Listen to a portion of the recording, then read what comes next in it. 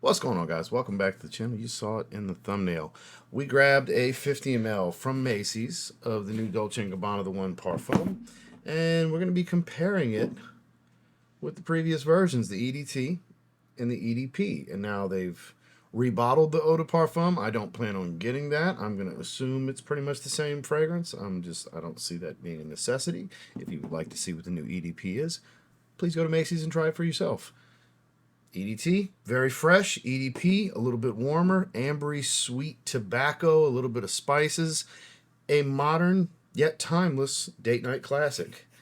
Is the Parfum warmer, thicker, and more robust without losing the essence of what the original was so great for? The EDP and the EDT?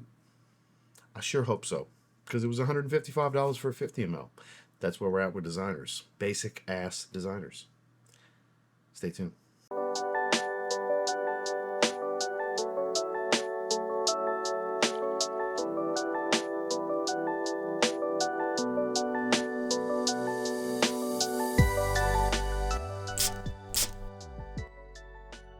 Yep, I only needed a 50 ml. I had zero desire to buy a 100. I'm sure eventually discounters would be able to get a much better deal, but I wanted to get it right away because I'm actually very excited for this. This is a new release that very much excites me. So I wanted to get it right away. Here we have it. I don't remember the notes. We did look at it when they first got announced. Pour Homme Parfum, Dolce & Gabbana The One. I think I'm going to need the knife for this part. Black pepper, labdanum, tobacco. So still tobacco. The labdanum could be ambery. The labdanum could be leathery. I'm thinking it's going to be a leather accord. It might have been in the write-up if I remember that it is supposed to be leathery, which if you just add a leather accord and make it thicker of the EDP, I mean, that sounds awesome. I hope that's the case here. I 100% hope that's what it smells like. Let's see what we're working with. Ooh, what an evolution. So, here's what it looks like. Very reflective, as you can see. But, it's that same color as the previous. It's just darker. So, if you, obviously they changed this. The new EDP looks more like the Eau de Toilette. But you can look at the darkness. If you have older versions, you can see the evolution just based in color.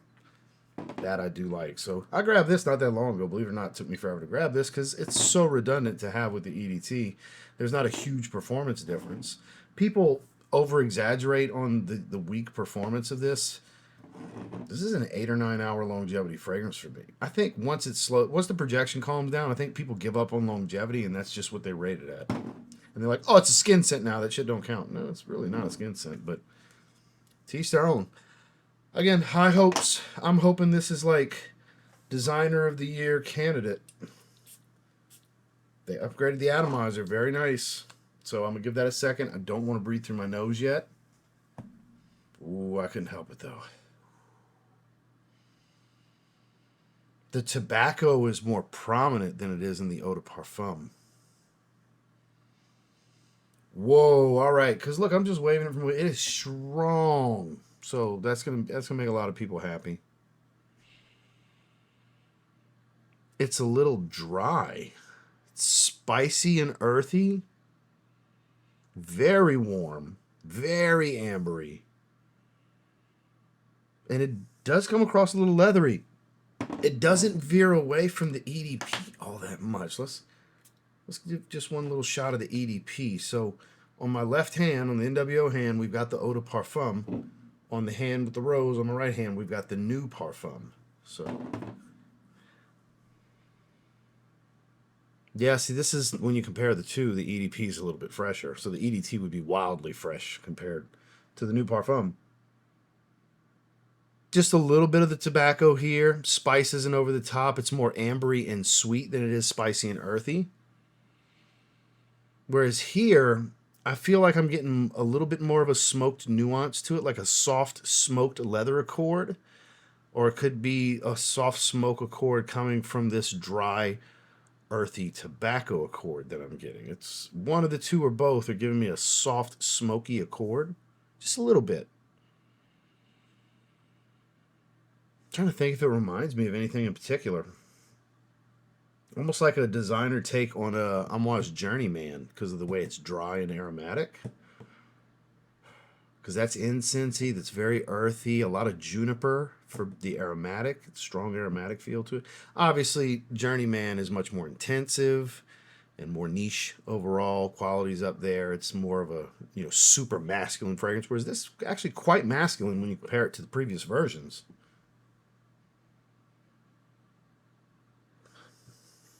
This is good.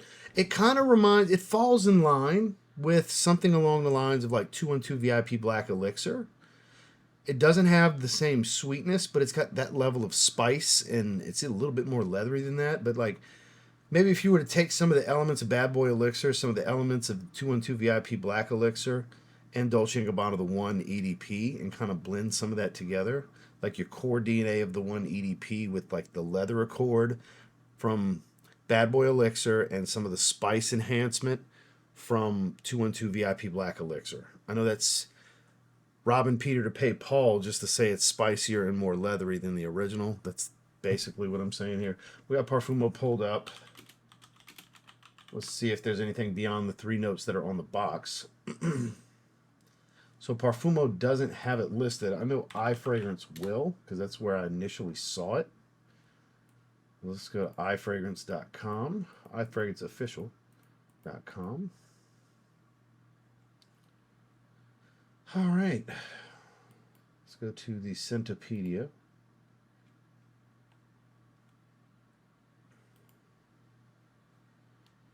Why is it not popping up for me? I'm clicking.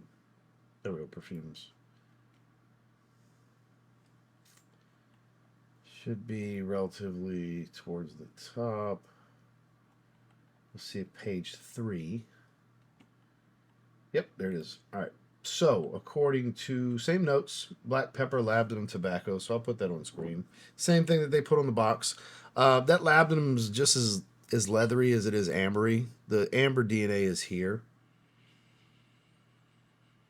but it's very balanced because it's not like the spice isn't the main accord. There's no main accord. There's a harmony of accords that are prominent, that are noticeable, that you can detect, and at least I can pick out pretty easily.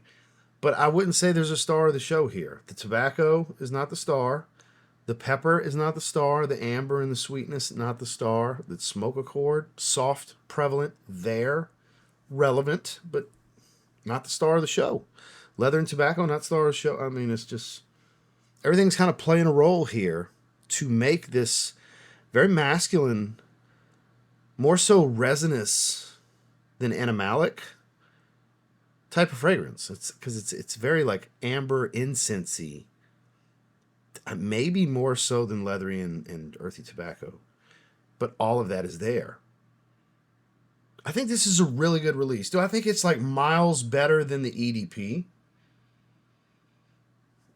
I think it's more interesting, but I don't think it's like so much better. Now, is it redundant? Just a little bit. There's differences. There's enough differences. You smell this inside of this, but this builds upon this greatly. And this is just, it's the little brother. This is the fresher one. This is a 4 or 5 hour fragrance. This one, if you want more freshness, you don't want as much spice or as much warm amber. Barely any noticeable tobacco, just faint. But still, one of the greatest fragrances of all time right here as far as designers. This is what started it all, the 180T. But leather, Parfum, if I'm giving this a first impressions rating, I think it's a great fragrance. It's an 8.5 out of 10. This is a great release. We are starting off the new batch of new releases. Very, very strong with this one. This is my first new release of the stuff that's going to lead us into 2026. Paco Rabanne Phantom in Red will be here after Christmas in a few days. We'll check that one out. Hopefully I can get Le Male in Blue pretty soon. We check that one out. And so on. The first quarter of 2026, first quarter of every year, is usually loaded with new designers. So, yeah, if you like leather, amber, spices, a little bit of earthiness, some smoke, like, it's not reinventing the wheel on masculine and sexy from a designer. It's there. It's mass appealing, but it's masculine and sexy.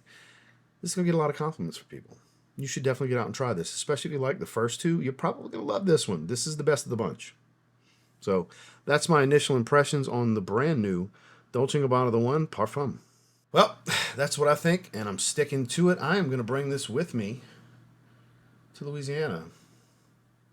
Not really going to have the weather for it, though. It's me in the 70s for Christmas. It's Monday night at the recording of this. This video will come out Tuesday morning, leaving for Louisiana Tuesday. Maybe I wear it for Christmas Eve. It would go with the attire. Got a really nice quarter zip, snowflake, holiday themed knit sweater, you know. Gonna rock the Chelsea boots. Haven't decided if I'm doing chinos or jeans, but it would go with the attire. The wife's gonna have a really nice outfit on. Maybe so. Maybe I bring this and I wear this for Christmas Eve. I don't know. For those of you that have been watching for a while, you know every time I travel, I do a video on what fragrances did I bring. So that'll be the video that follows this video on Wednesday morning. So be sure to check that out if you're interested and want to see what I brought with me for the trip. So get to Macy's and try it, guys. Appreciate you checking out the video. Make sure to like and subscribe if you leave, and we'll see you on the next one.